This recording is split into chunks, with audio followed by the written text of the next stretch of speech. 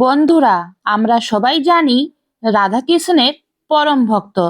কিন্তু এমন কি ঘটেছিল যার জন্য রাধারানী হাসি মুখে নরকে যেতে চেয়েছিলেন? চলুন জেনে নিই সেই অজানা কাহানি। অনেকেই মনে করেন রাধাকৃষ্ণ মানেই শুধু বিরহ বা মিলন, কিন্তু এর আড়ালে লুকিয়ে আছে এক গভীর পরীক্ষা। আজ শুনবো সেই কাহানি যখন স্বয়ং কৃষ্ণ অসুস্থ হওয়ার নাটক করেছিলেন। কৃষ্ণের অসুস্থতা। একদিন দ্বারকায় কৃষ্ণ ভীষণ অসুস্থ বোধ করছেন।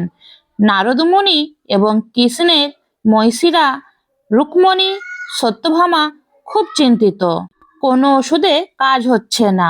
তখন কৃষ্ণ নারদকে বললেন, আমার এই রোগ কেবল আমার কোনো পরম ভক্তের পায়ের ধুলো চরণামৃত পান করলেই সারবে। নারদ মুনি কৃষ্ণের সব রানীদের কাছে গিয়ে চরণের ধুলো চাইলেন, কিন্তু রুক্মণী বা সত্যভামা কেউই ধুলো দিতে রাজি হলেন না।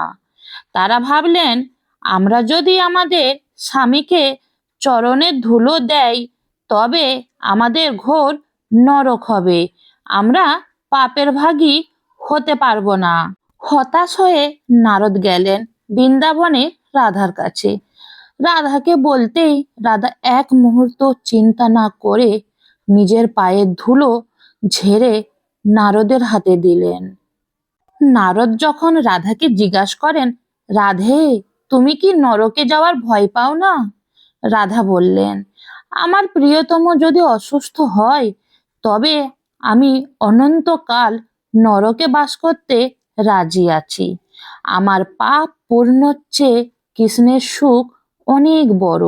নারদ বুঝলেন কেন রাধা কৃষ্ণের এত প্রিয়। যেখানে রুক্মণীরা নিজের পাপের কথা ভেবেছিলেন, সেখানে রাধা ভেবেছিলেন কেবল কৃষ্ণের কথা। এটাই হলো নিঃস্বার্থ প্রেম। আমি এখানে আমার ভালোবাসার দর্শকের জন্য একটা বার্তা ছাড়লাম।